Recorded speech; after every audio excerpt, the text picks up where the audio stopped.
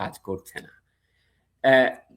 আপনি অজুহাত দিচ্ছেন যে আমাকে না সবাই মিলে রাজা বানিয়েছে, সুতরাং আমার সরকারটা না কাজ করতে হচ্ছে। বুঝলাম, কাজ করেন, সবকিছু বৈধতা পরে দিয়ে নেবেন, বুঝলাম, সেও বুঝলাম। কিন্তু রেফারেন্ডামের যে কনসেপ্ট, আপনি শব্দটার দিকে খেয়াল করেন না। আমি এটা নিয়ে কিন্তু বেশ পড়েছি। আপনি অন্যান্য দেশেও যদি দেখেন, রেফারেন্ডামের মূল কনসেপ্টটা হচ্ছে আগে যে সরকারটি আয়োজন করছে তার নিজের একটা কনস্টিটিউশনাল বৈধতা এবং পরিষ্কার নির্বাচনিক বৈধতা থাকতে হবে। মানে আমি আপনাকে আগে ভোট দিয়ে সরকার বানিয়েছি, তার মানে আপনাকে আমি already you are on the set. এখন আবার কিছু কিছু বিষয় আমার সামনে এসেছে যেটা জনগণের কাছ থেকে সরাসরি ম্যান্ডেট ছাড়া আমি বাস্তবায়ন করতে পারবো না। কিছু কিছু প্রশ্ন আছে আমি নিজেই আর সিদ্ধান্ত নিতে পারছি না, সেই জন্য জনগণের কাছে আবার আমাকে ফেরি করতে হবে। এটাকে বলে রিফেরি, রেফারেন্ডাম। রে রে মানে আবার, ফেরি মানে আবার বয়ে নিয়ে যাওয়া, ক্যানভাস করা। তাহলে যে সরকারের নিজেরই নির্বাচনীভাবে সে নির্বাচিত নয় নির্বাচনের মাধ্যমে, তাহলে বেসিক প্রশ্ন হচ্ছে, ইনবিল্ট প্রশ্ন হচ্ছে যে তার রেফারেন্ডাম আয়োজন করার কোনো বৈধতা নাই। বাংলাদেশে গত 11ই ডিসেম্বর নির্বাচন কমিশন যে তফসিল ঘোষণা করেছে সেই অনুযায়ী 12ই ফেব্রুয়ারি একই দিনে জাতীয় সংসদ নির্বাচন এবং গণভোট অনুষ্ঠানের কথা রয়েছে।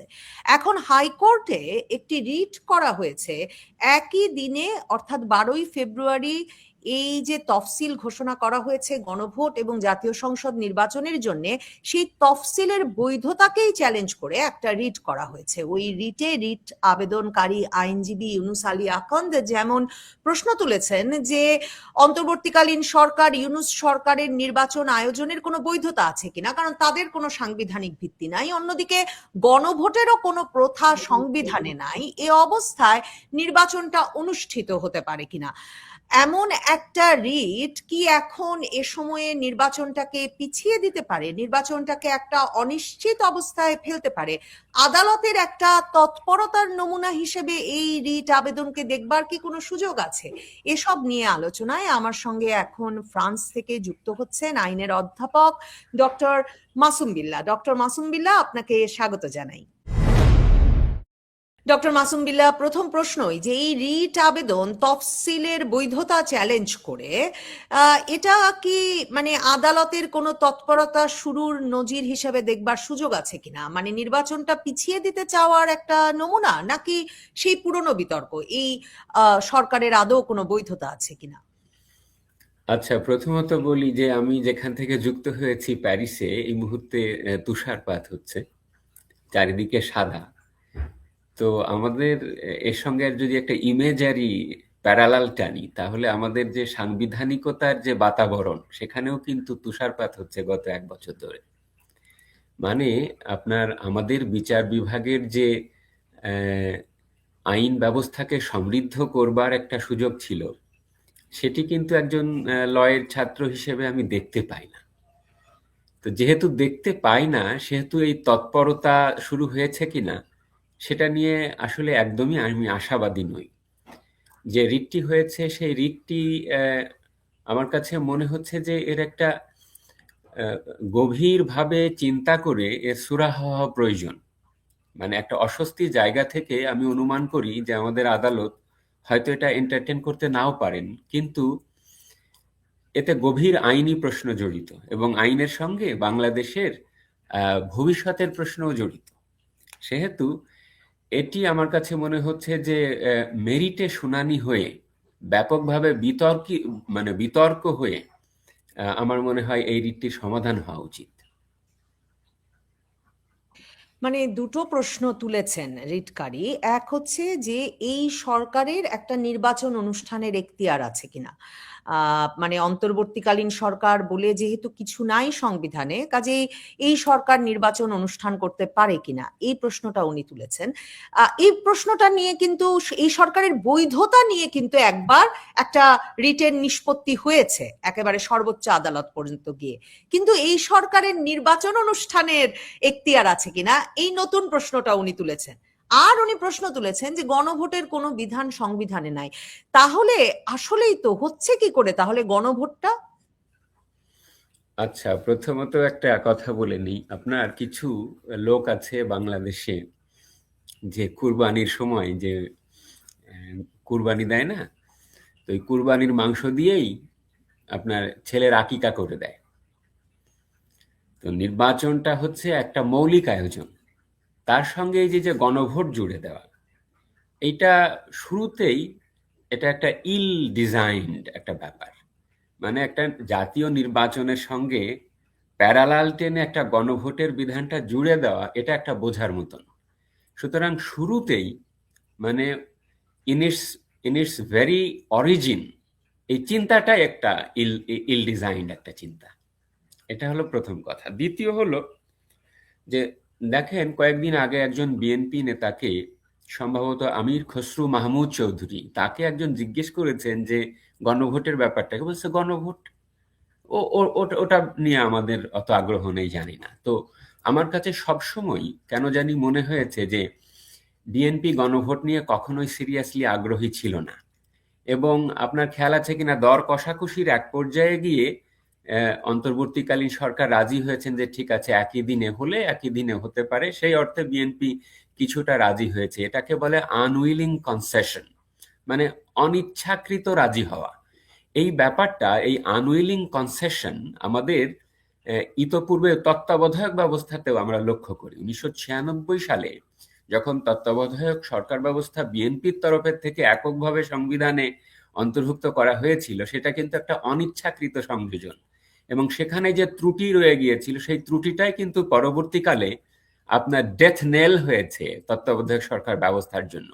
তো যে রেফারেন্ডামটি অনুষ্ঠিত হতে যাচ্ছে জাতীয় নির্বাচনের সংযোগে, সেটিও কিন্তু ওই ডেথ নেলই হয়ে যাবে। কেননা once you are not serious in implementing what you have in the July charter referendum content, যেটাতে যে সম্ভাব্য পটেনশিয়াল যে রাজনৈতিক দলগুলো বা যে রাজনৈতিক দলটি ক্ষমতায় যাবে বলে ভাবা হচ্ছে ব্যাপকভাবে, তারা যদি আসলে এর সিরিয়াসনেসে বিশ্বাস না করে, তাহলে এটা শুরুতেই কিন্তু বাতিল করে দেওয়া যায়। এখন আমি আপনার প্রশ্নের আরো একটু গভীরে ঢুকি। দেখুন, যিনি রিটটি করেছেন তার ব্যাপারে কিন্তু আমাদের যে লিগ্যাল ফ্রেটার্নিটি, সেখানে অতটা ইউফোরিয়া নাই, উৎসাহ নাই। তিনি প্রায়ই আমরা তাকে দেখি যে তিনি আদালত চত্বরে যান, নানান ব্যাপারগুলো নিয়ে আদালতের দৃষ্টি আকর্ষণ করতে চান, এবং প্রায়ই তার রিটগুলো কিন্তু আপনার কি হয়ে যায়, শুরুতেই মানে টেকনিক্যাল গ্রাউন্ডেই খারিজ হয়ে যায়। তো আমার কাছে এই প্রথম মানে হ্যাভিং এ সিরিয়াস লুক, আমার কাছে মনে হচ্ছে যে যে প্রশ্নটি তিনি তুলেছেন সেখানে দুটি স্বতন্ত্র মৌলিক প্রশ্ন আছে নবনীতা চৌধুরী। একটা হচ্ছে সরকারের বৈধতার প্রশ্ন, আর একটা হচ্ছে যে রেফারেন্ডামের বৈধতার প্রশ্ন। ঠিক আছে না? তো সেটা আমি আলাদাভাবে আমার মনে হয় সেটা দৃষ্টি দেওয়া দরকার। কিন্তু শুরুতেই বলে রাখি যে যেহেতু গত 1 বছর ধরে বিচার বিভাগ একটা অস্বস্তিতে ভুগছেন, কেন যে ভুগছেন আমি জানি না, হতে পারে তাদের নিজেদেরও যে বৈধতা প্রসূত যে অস্বস্তি সেটা তাদের কাজ করে, এবং পিছনে সিরিয়াস একটা রিটের আদেশ দিলে তাদের কি হয়ে যায় এরকম একটা ইনসিকিউরিটি বোধ থেকে সম্ভবত সিরিয়াস কনস্টিটিউশনাল কোয়েশ্চেন গুলো আমাদের কেন জানি হাইকোর্ট ডিভিশন বা অ্যাপিলেট ডিভিশনে নিষ্পত্তি হচ্ছে না। তাই সম্ভবত আমার কাছে এটা অনুমান, আমি জানি না, হতে পারে বলবে যে আপনার স্ট্যান্ডিং নাই, মানে আপনার মামলা করার অধিকার নাই, বা ধরেন বলবেন যে এটা নট প্রেসড। কিছুদিন আগে এই সংক্রান্ত একটা রিটটি কিন্তু একবার নট প্রেসড হিসেবে সাইডলাইন হয়ে গিয়েছিল, আপনার খেয়াল আছে কিনা। আবার বলবে যে না, আপনি অনেক দেরি করে ফেলেছেন, কেননা রিট তফসিল ঘোষণা হয়েছে প্রায় 1 মাস আগে, আর আপনি এখন কেন আসলেন, ওই গ্রাউন্ডে বাতিল করে দিতে পারে। অথবা বলতে পারবে যে নির্বাচন কালকে, আপনি আজকে কেন আসছেন না, এটা জনগণ মেনে নেবে না, সুতরাং পাবলিক ইন্টারেস্টে এই রিটটা আমি এন্টারটেন করতে পারছি না। বা বলবে যে who are you, you are a busy body, আপনার কোনো রাজনৈতিক দল নেই, রাজনৈতিক দলগুলো তো সবাই মেনে নিয়েছে, তাই না? এই যে বিজি বডির যে কনসেপ্ট, সেখান থেকে এই টেকনিক্যাল গ্রাউন্ডে হয়তো রিটটি খারিজ হয়ে যাবে। কিন্তু অনেক সময় পাগলও কিন্তু কি করে, অনেক সিরিয়াস কথা বলে যে যে প্রশ্নের উত্তর মানব সমাজের কাছে নাই। প্রথম প্রশ্ন হচ্ছে যে সরকারের বৈধতাই নাই, সেই সরকার আবার আইনি ভাবে কিভাবে এই নির্বাচনটি আয়োজন করছেন। আপনি বললেন যে একটি রিট আলাদাভাবে খারিজি হয়ে গেছে, এটা বলে যে আদালত সিদ্ধান্ত দিয়েছেন যে এই সরকার নাকি বৈধ। কিন্তু আমি যতদূর মনে করতে পারছি যে একেবারে মৌলিকভাবে শুনানি হয়ে সিরিয়াস দুই পক্ষের রিপ্রেজেন্টেশন হয়ে কনস্টিটিউশনাল বিতর্ক হয়ে সরকারের বৈধতা নিরূপিত হয়েছে এমন কোনো রিট হয়নি। এটা অন্য কোনো একটা মামলাতে আদালতের কাছ থেকে বিশেষ করে বিএনপি মনা বা জামায়াত মনা বা ইনকিলাব মঞ্চ মনা বা এইরকম সুশীল সমাজ মনা লোকজন তারা আদালতের কাছ থেকে বলিয়ে নিচ্ছেন যে বর্তমান ইন্টারিম সরকারের আইনগত বৈধতা রয়েছে। এর একটা বড় কারণ হলো হাইকোর্ট ডিভিশনও ব্যাপকভাবে রিসাফল্ড হয়েছে এবং যে জাজ সাহেবরা শুনছেন তারাও কিন্তু quote and unquote mob led যে প্রেশার, সেই প্রেশারের মাধ্যমে অনেকটা সংবিধানের নিয়মের বাইরে গিয়ে সেই জাজ সাহেবরা নিয়োগপ্রাপ্ত হয়েছেন, যেহেতু তারা মবের তালিকা দিয়ে তো প্রধান বিচারপতি থেকে আপিল বিভাগ, হাইকোর্ট একদম বিভাগের সব বিচারপতিদের নিয়োগ দেওয়া হয়েছে, ওনাদের নিয়োগ একদম প্রেশার গ্রুপের উদ্যোগে। একদম সেহেতু সেই সরকারের বৈধতা সঠিকভাবে নিরূপিত হয়েছে বলে আমি মনে করি না। আমি ইতোপূর্বে অনেক জায়গায় খুব পারসুয়েসিভলি আমি আর্গিউ করেছি যে সংবিধানের 106-এ তারা সাওয়ার হতে চেয়েছেন, সেটা তারা ব্যর্থ হয়েছেন, কেননা তারা দেখাতে পারেননি। তারপরে তারা নির্ভর করলেন ডকট্রিন অফ কি বলে রিভলিউশনারি লিগালিটি, যেটা আপনার আইয়ুব খানের মস্তিষ্ক প্রসূত এবং জাস্টিস মুনির সেই অসম মামলায় বলেছিলেন এবং পরবর্তীকালে স্বয়ং পাকিস্তানের কোর্টগুলোই আপনার সেই জাস্টিস হামুদুর রহমান আসমা জিলানি কেসে এটা রিফিউট করে দিয়েছেন এবং আমাদের আদালত তো দিয়েছেন 5th অ্যামেন্ডমেন্ট, 7th অ্যামেন্ডমেন্ট এবং আরো অনেক মামলাতে যে doctrine of necessity, question of legal efficacy এগুলো বাতিল করে দিয়েছেন। অথচ আপনি লক্ষ্য করবেন যে শিশির মনির হোক বা শরীফ ভুইয়া হোক, তারা কিন্তু আদালতে এই ইস্যুগুলোকে প্রেস করছেন এবং আদালতের কাছ থেকে সাইডলাইন অর্ডার হিসেবে আপনার নিয়ে আসতেছেন যে না, এই সরকারের বৈধতা আছে, সুতরাং এই সরকারের সবকিছু বৈধ আছে এবং নির্বাচন আয়োজনও বৈধ আছে।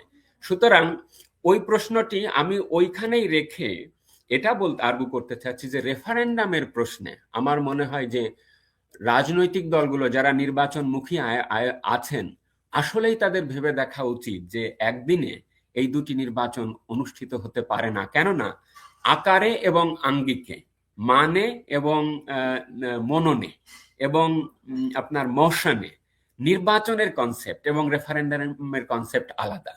আমি একটু থামি, আপনি আলাদা কোনো প্রশ্ন থাকলে করুন, না হলে এই বিষয়ে আমি আর একটু ইলাবোরেট করব। কারণ এটা খুব গুরুত্বপূর্ণ প্রশ্ন তো উনি এনেছেন। এই প্রশ্নটা আপনি যে বলছেন বিএনপি অনিচ্ছুকভাবে রাজি হয়েছে, আপনি অত ফলো করছিলেন কিনা জানি না। ওই যে ডক্টর আলী রিয়াজের সাথে ওই সংস্কার কমিশনের দরবারে বসে কিন্তু বিএনপি বারবার বলছিল যে গণভোটের তো কোনো বিধান নাই সংবিধানে, কিভাবে গণভোটটা আমরা এখন অনুষ্ঠান করতে পারি। তো এই যে একটা এই প্রশ্নটা তো গুরুত্বপূর্ণ, আসলে গণভোটটা হচ্ছে কোন আইনের ভিত্তিতে, কিসের ভিত্তিতে? এই গণভোটের যে রায়, সেই রায়ের আইনি ভিত্তি কি? এটা তো বেসিক প্রশ্ন। এটাকে বৈধ করে দিতে পারবে কোন আদালত? এটা হচ্ছে আপনার ওই ধপ করে পড়ে থাকা আইনে, এটা হলো যে ওই তাল গাছ থেকে তাল পড়ে না ধপ করে, তো এটা হচ্ছে ধপ করা আইনে। আপনার সংবিধানে নাই আপনার ওই একই কথা যে জনগণের ঐক্যমত্যের সরকার। তো কোথায় ঐক্যমত্যের সরকার? আপনি তো বুঝতে পারছেন যে তারা বারে বারে ওই কথাটি বলতে চান, আমাদের সরকার না, বিপ্লবের সরকার। তো ওইখানেই কিন্তু আটকে আছেন তারা এবং এই সরকারের সংবিধানের যে বৈধতা, সাংবিধানিক যে বৈধতা বারে বারে এই প্রশ্নের সম্মুখীন হবে এবং যত দিন যাবে আপনি দেখবেন যে ডুবন্ত মানুষ খড়কুটো ধরে বাঁচতে চায়। তো এই যে আরেকটা নতুন তারা কথা সামনে নিয়েছেন যে ইমিউনিটি গুলো দিয়ে দিচ্ছেন, এগুলো কিন্তু অনেকটা হিসেবের ব্যাপার। সে কথা আমি একটু পরে আসছি। আমি গণভোট প্রশ্নে আপনার আরেকটু ইলাবোরেট করি আপনাকে, তাহলে সুবিধা হবে। সেটা হচ্ছে যে ধরেন নবনীতা চৌধুরী, সংবিধানটা এই মুহূর্তে ওইভাবে কাজ করছে না, আপনি অজুহাত দিচ্ছেন যে আমাকে না সবাই মিলে রাজা বানিয়েছে, সুতরাং আমার সরকারটা না কাজ করতে হচ্ছে। বুঝলাম, কাজ করেন, সবকিছু বৈধতা পরে দিয়ে নেবেন, বুঝলাম, সেও বুঝলাম। কিন্তু রেফারেন্ডামের যে কনসেপ্ট, আপনি শব্দটার দিকে খেয়াল করেন না। আমি এটা নিয়ে কিন্তু বেশ পড়েছি। আপনি অন্যান্য দেশেও যদি দেখেন, রেফারেন্ডামের মূল কনসেপ্টটা হচ্ছে আগে যে সরকারটি আয়োজন করছে তার নিজের একটা কনস্টিটিউশনাল বৈধতা এবং পরিষ্কার নির্বাচনিক বৈধতা থাকতে হবে। আমি আপনাকে আগে ভোট দিয়ে সরকার বানিয়েছি, তার আপনাকে আমি already you are on the seat, এখন আবার কিছু কিছু বিষয় আমার সামনে এসেছে যেটা জনগণের কাছ থেকে সরাসরি ম্যান্ডেট ছাড়া আমি বাস্তবায়ন করতে পারবো না। কিছু কিছু প্রশ্ন আছে আমি নিজেই আর সিদ্ধান্ত নিতে পারছি না, সেই জন্য জনগণের কাছে আবার আমাকে ফেরি করতে হবে। এটাকে বলে রিফেরি, রেফারেন্ডাম। রে রে মানে আবার, ফেরি মানে আবার বয়ে নিয়ে যাওয়া, ক্যানভাস করা। তাহলে যে সরকারের নিজেরই নির্বাচনী ভাবে সে নির্বাচিত নয় নির্বাচনের মাধ্যমে, তাহলে বেসিক প্রশ্ন হচ্ছে, ইনবিল্ট প্রশ্ন হচ্ছে যে তার রেফারেন্ডাম আয়োজন করার কোনো বৈধতা নাই। সুতরাং জেনারেল ইলেকশন যখন হয় তখন কতগুলো মৌলিক বিষয় থাকে, আর রেফারেন্ডাম হচ্ছে আর একটা মৌলিক বিষয়। এটা হচ্ছে আপনি সম্পূর্ণ দুটো অস্বস্তিকর এবং অপোজিট বিষয়কে একসাথে নিয়ে যাচ্ছেন। একটা কি, নির্বাচনে দাঁড়াই হচ্ছে বিভিন্ন রাজনৈতিক দল এবং তাদের নিজস্ব ইশতেহার এবং ম্যানিফেস্টো থাকে, এবং তারা জনগণের কাছে কতগুলো এজেন্ডা নিয়ে যান, রিফর্ম এজেন্ডা নিয়ে যান, যে তারা নির্বাচিত হলে এটা করবেন। হোয়ারাজ আপনি আগেই বলে দিচ্ছেন যে জানো, যে সংবিধানের অধীনে নির্বাচন হচ্ছে বা অসংবিধানের অধীনে, আসলে তো সংবিধানের অধীনে না, সেই সংবিধানকে বাতিল করে দেয় এরকম একটা জুলাই চার্টার হয়েছে, সেই বিষয়ে আপনি হা বলুন। আপনি প্রস্তাবটার সিরিয়াস নেন এবং অশ্লীলতা বুঝতে পারছেন, এবং জনগণকে কতটা তাদের কনস্টিটিউয়েন্ট পাওয়ার বলে আইনের ভাষায়, সেই কনস্টিটিউয়েন্ট পাওয়ারের, জনগণের যে ইনহারেন্ট ইনস্টিংক্ট পাওয়ার, সেই পাওয়ারটাকে চ্যালেঞ্জ করে জনগণের কাছে ভুয়াভাবে বলতে হচ্ছে যে আপনি এই জুলাই চার্টারকে হা বলুন। মানে আমরা নির্বাচিত হলে ভার্চুয়ালি ৭২-এর সংবিধানকে বাতিল করে দেব, আপনি এটাকে হা বলেন। কতটা সিরিয়াস বিষয়। তাহলে একটা রাজনৈতিক দল, ওই যে কোনো কোনো রাজনৈতিক, যেমন এই জুলাই চার্টারের এরাই তো স্বাক্ষর করে নাই, তাহলে আপনি কিভাবে আর্গু করছেন যে এটাকে হা বলেন? কতটা মানে দ্বৈততা আপনি লক্ষ্য করেন। তাহলে রাজনৈতিক দল, বিএনপি তো অনেকগুলো ক্লজে স্বাক্ষর করে নাই, বা ওই জুনায়েদ সাকি তো অনেকগুলোতে স্বাক্ষর করে নাই, বা অনেকগুলোতে রিজার্ভেশনস রেখেছে। তাহলে জুলাই চার্টারে কতগুলো রিজার্ভেশন হলো? তো কথা হচ্ছে যে আমার প্রদত্ত ইশতেহারের প্রতিশ্রুতির সঙ্গে যদি রেফারেন্ডামে থাকা যে কন্টেন্ট, মানে সো কল্ড জুলাই চার্টার, তার যদি আপনার দ্বন্দ্ব হয়, তাহলে একই নির্বাচনের মাধ্যমে তো আপনি তো এই দুই প্রশ্ন পাশ করিয়ে আনতে পারেন না। যেহেতু পারেন না, সুতরাং রেফারেন্ডাম আয়োজন অবৈধ। আপনাকে আমার সংবিধানের অনুচ্ছেদ দেওয়ার দোহাই দেওয়া দরকার নেই। একটু আগে বলা ভুল হলো, মানে 2 দিন আগে এই ডক্টর জয়শঙ্করকে একজন প্রশ্ন করেছে যে আপনার পররাষ্ট্র বিষয়ে আপনার নীতিটা কি, তো বলছে it is not a rocket science, it is a common sense. তো লর ক্ষেত্রে নবনীতা চৌধুরী, আপনি লয়ের ছাত্রী, শিক্ষার্থী, আপনিও জানেন যে law is the crystallised common sense of the community. Common sense বলে যে আমার যে ইনহারেন্ট পাওয়ার দিয়ে 1972 সালে যে সংবিধানটি এই জাতিত্বের জন্য আমি বানিয়েছি, তার বিরুদ্ধে আপনি আমার কাছ থেকে আর ভোট চাইতে পারেন না। আমাদের সেই কনস্টিটিউশনাল মোমেন্টটা 2024-এ তৈরি হয়নি, এটা তৈরি হয়েছে 1972 সালে একবারই। এবং আমার দেশকে যদি টিকে থাকতে হয় 2041, 2071 বা 2100 সাল পর্যন্ত, তাহলে আমার 1972 সালের এই সংবিধানই থাকতে হবে, because those that has the pillar of the sustenance of our nationhood. 24-এর ঘটনাটা আপনি মেয়ারলি রাজনৈতিক পরম্পরায় একটা বাগ বলতে পারেন রাজনীতির, সেখানে কিছু পরিবর্তন আসতে পারে, কিন্তু সংবিধানটাই আপনি চেঞ্জ করে দেবেন। এই যে রেফারেন্ডাম নিয়ে যাওয়া হচ্ছে, একেবারে গঠনগতভাবে এটা অবৈধ। যেহেতু অবৈধ, অতএব একই দিনেই এই নির্বাচন এবং রেফারেন্ডাম অনুষ্ঠিত হতে পারে না। তো এখন ধরেন বিএনপি জিতলো এবং মানে বিএনপি জয়লাভের পর বিএনপি ঠিক করলো যে গণভোটের ফলাফলটা তারা নেবে না, কারণ ডক্টর আলী রিয়াজের দরবারে আবার সিদ্ধান্ত হয়ে গেছিল, আমি এখন তার দিনটা ভুলে গেলাম, কতদিনের মধ্যে জানি ওই রেফারেন্ডামের 270, হ্যাঁ সেটাই বলেছে, 270 দিনের মধ্যে যদি সংসদ মেনে না দেয় এসব সংস্কার, তাহলে ওসব সংস্কার নাকি অটোমেটিক্যালি সংবিধানে ঢুকে যাবে। তো আমার ধারণা ভবিষ্যতে একটা সিনড্রোমই আবিষ্কার হবে, বলবে আলিরিয়া সিনড্রোম। মানে সে যে কোনো কিছুতে একটা বয়স আরোপ করে, একটা মান আরোপ করে। এই যে 270 দিনের কনসেপ্ট, তারপরে বলতেছে যে আমাদের না এই জুলাই চার্টার যদি বাস্তবায়িত করা যায় 50 বছরের মধ্যে নাকি শেখ হাসিনার মতন ফ্যাসিস্ট তৈরি হবে না। আমার কথা হলো এই 1.5 বছরে যে ইউনূসের যে ফ্যাসিজম, এইটা 100 বছরের ফ্যাসিজমের ইতিহাস ছাড়িয়ে গেছে। আর এই যে 50 বছরের একটা মান দেওয়া, কেন 49 নয়, কেন 51 নয়, 270-এর একটা মান দেওয়া, এই সকল অদ্ভুত ব্যাপার একজন গণিতবিদও বোধহয় করতে পারবেন না, যতটা একজন সোকল পলিটিক্যাল সায়েন্টিস্ট আলী রিয়াজ বলে যাচ্ছেন।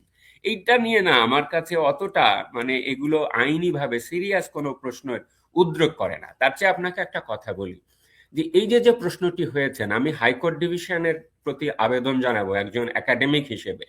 এই কনস্টিটিউশনাল ইস্যুটা আপনারা সিরিয়াসলি শোনেন, শুনে এটার নিষ্পত্তি হোক। সেখানে বাংলাদেশের প্রতীর্থ যশা সব পক্ষের আইনজীবীরা আসুক। এই শুধুমাত্র এই শিশির মনির বা শরীফ ভুইয়া বা এরকম কতগুলো ইদানিংকালের চেনা ফিগার, আমার স্টাডি বলে, ভুল হতে পারে, শিশির মনির তো সাংবিধানিক আইনজীবী নন।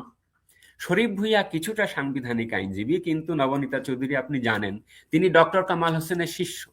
একজন শিষ্য যিনি ডক্টর কামাল হোসেনের সম্মানে বই প্রকাশ করেছেন, essays in honour of doctor Kamal Hossain, তার গুরুর স্ট্যান্ডের বাইরে গিয়ে, তার মস্তিষ্ক প্রসূত ব্রেন চাইল্ড বাংলাদেশের কনস্টিটিউশনের বাইরে গিয়ে এই রিভলিউশনারি ডক্ট্রিন আর্গু করে যাচ্ছেন বিভিন্ন মামলায়। এটা আমি হতাশভাবে একজন আইনের একাডেমিক হিসেবে খেয়াল করে যাচ্ছি, এবং আমি অত্যন্ত বিস্মিত হয়েছি নবনীতা চৌধুরী। এই গত 1.5 বছরে সিরিয়াস কনস্টিটিউশনাল ইস্যু বিষয়ে কয়টা মামলার রায় হয়েছে বলুন তো? এক হলো 16th অ্যামেন্ডমেন্টের রায়টা তারা পাল্টে দিয়েছেন, তাই না? সেটা রায়টা এখনো আসে নাই বাজারে। আর একটা হলো এই যে 15th অ্যামেন্ডমেন্টকে চ্যালেঞ্জ করে আপনার এই বদিউল আলম মজুমদার সহ সুজনের লোকজন এবং বিএনপি, জামাত এবং কতগুলো চরম ডানপন্থী লোকজন হাইকোর্টকে প্রেস করে একটা রায় আদায় করে নিয়েছেন। জাস্টিস ফারাহ মাহবুব এবং জাস্টিস দেবাশিস রায় চৌধুরী যে রায় দিয়েছেন, এতদিন সবাই হই হুল্লোড় করলাম, আমি কালকে এটা সিরিয়াসলি পড়তে গিয়ে একেবারে আকাশ থেকে পড়েছি। 139 পাতার জাজমেন্ট, এই যে তত্ত্বাবধায়ক সরকারও সেই অর্থে তারা এই বাতিল করে দিয়েছেন এখানে, সেইখানে দেখলাম যে 10-12 রকমের ইংরেজি না, সেখানে তত্ত্বাবধায়ক সরকার ফিরিয়ে এনেছেন, রাইট, সরি। তো 15th অ্যামেন্ডমেন্ট বাতিল করে দেওয়ার মাধ্যমে তত্ত্বাবধায়ক মানে ত্রয়োদশকে তারা রিভাইভ এবার করছেন। ফিরবে না, ফিরবে আবার পরের বার।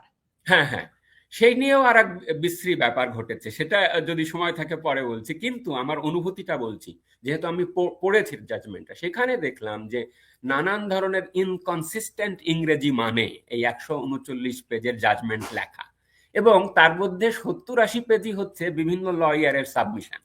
এবং সেইখানে এই শরীফ ভুইয়া আর্গুমেন্ট দিয়েছেন যে যেহেতু 24 সালে এসে অনেক মানুষ মারা গেছে, সুতরাং কনসিকুয়েন্স পরিণতি বিবেচনায় তত্ত্বাবধায়ক সরকারটা বাতিল করা অবৈধ হয়েছে। আপনি আমাকে বলুন, 2011 সালে যখন একটা কনস্টিটিউশনাল কোর্ট একজন জাজ কোন প্রভিশনের কনস্টিটিউশনাল বৈধতা নিরূপণ করবেন, তিনি কি এর কনসিকুয়েন্স কি হবে সেটা বিবেচনা করে হিউম্যানলি ডিসাইড করতে পারবেন যে এটা কনস্টিটিউশনাল না আনকনস্টিটিউশনাল?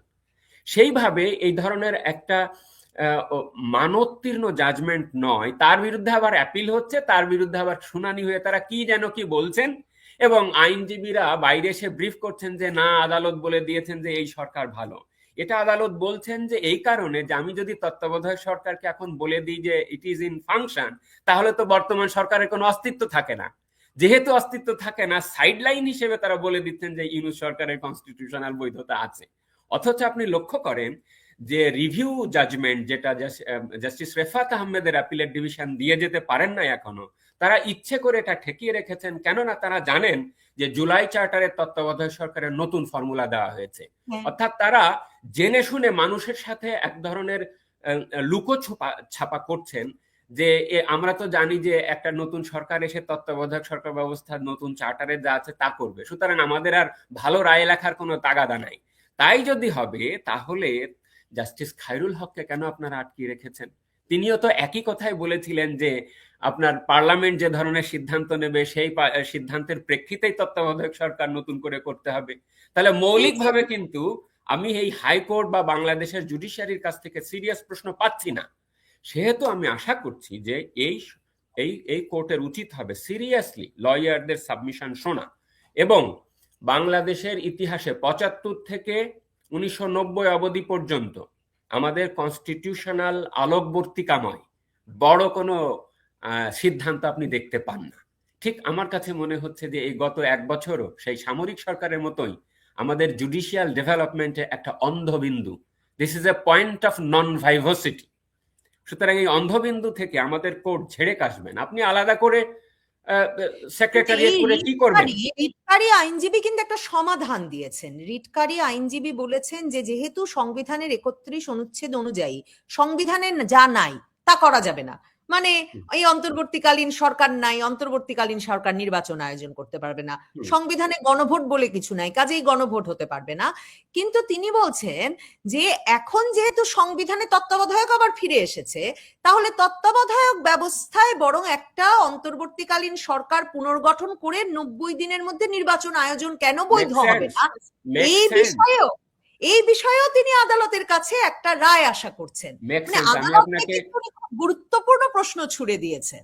একদম, অনেকগুলো গুরুত্বপূর্ণ প্রশ্ন আছে এবং এইটিও কিন্তু ওই পাগলের আলাপ বলে বাদ দেওয়া যাবে না। এটা দারুণ একটা প্রশ্ন। তবে একটা বাস্তব আমরা let us note a very ground reality. যেহেতু 2000 বাতিল তত্ত্বাবধায়ক সরকার যে রিভাইভড হলো হাইকোর্টের রায়ে, এটা রিভাইভড হলে তো আপনার যেদিন থেকে বাতিল হয়েছে সেদিন থেকে বেঁচে উঠবে 2011 থেকে। কিন্তু যেহেতু গত 15 বছরে 3টি নির্বাচন হয়ে গেছে, তাহলে এই মুহূর্তে যদি এটা রিভাইভ করতে হয় তাহলে কি করতে হবে? আপনার এই মুহূর্তে করতে হবে, কিন্তু আপনার তো ইউনূস বসে আছে।